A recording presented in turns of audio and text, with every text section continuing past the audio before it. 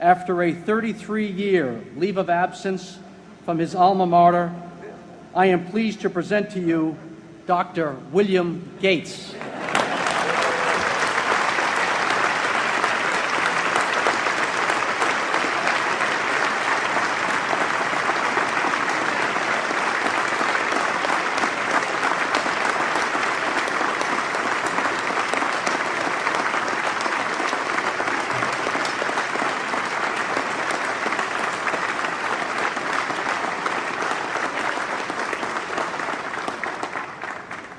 Thank you.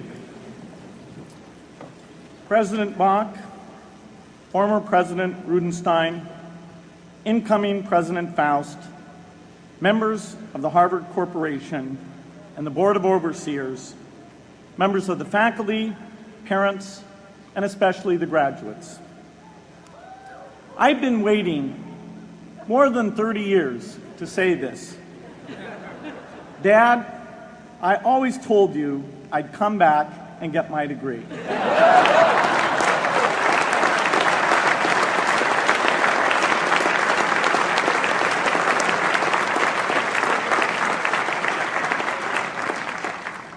I want to thank Harvard for this honor.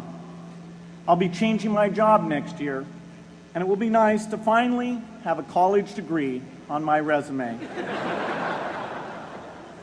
I applaud the graduates for taking a much more direct route to your degrees. For my part, I'm just happy that the Crimson called me Harvard's most successful dropout. I guess that makes me valedictorian of my own special class. I did the best of everyone who failed.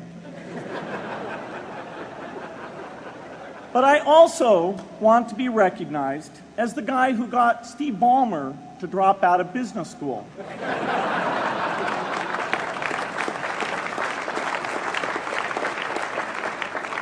I'm a bad influence. That's why I was invited to speak at your graduation. If I'd spoken at your orientation, fewer of you might be here today.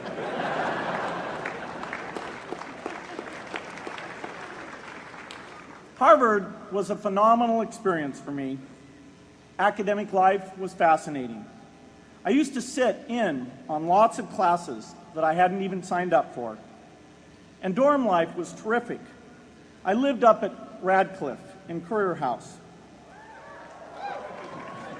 There were always a lot of people in my dorm room late at night discussing things because everyone knew that I didn't worry about getting up in the morning.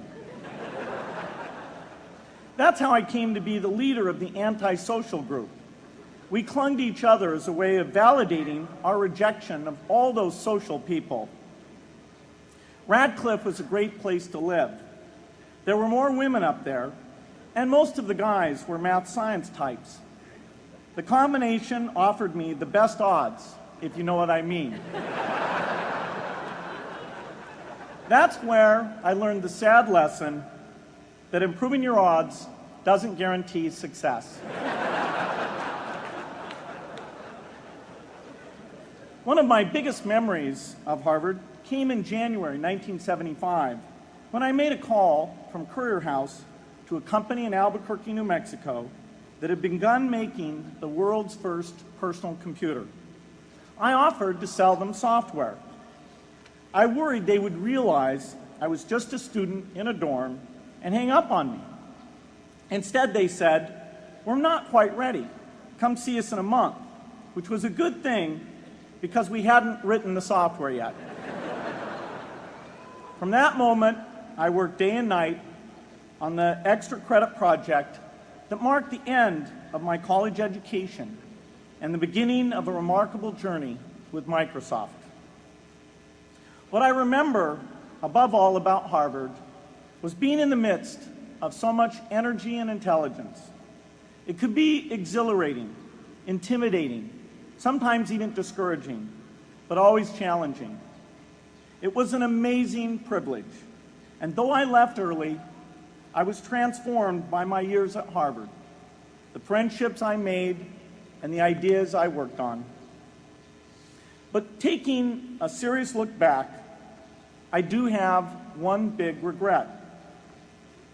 I left Harvard with no real awareness of the awful inequities in the world, the appalling disparities of health and wealth and opportunity that condemn millions of people to lives of despair.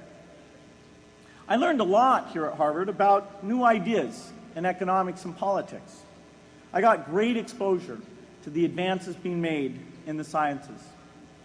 But humanity's greatest advances are not in its discoveries, but in how those discoveries are applied to reduce inequity.